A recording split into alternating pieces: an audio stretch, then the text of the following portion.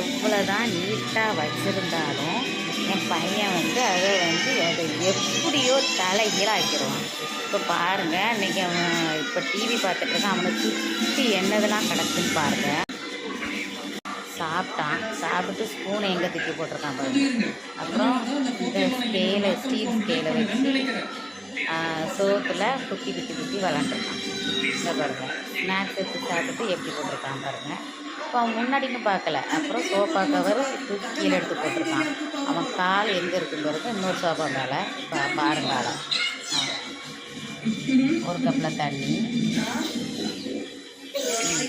அடுத்து snacks box அங்கே, snacks box மூடி இங்கே. இது என்ன நூட்டலாவா?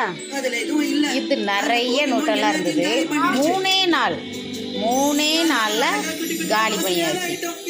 இதில் வேற பரிசா கொடுத்தது பாருங்க, எனக்கு தேவைப்படுற தேநீரும் வாங்கிக்கிட்டேன். எப்படி பண்ணிட்டு எப்படி அணக்கல்லாமல் இருக்கான் பாருங்க.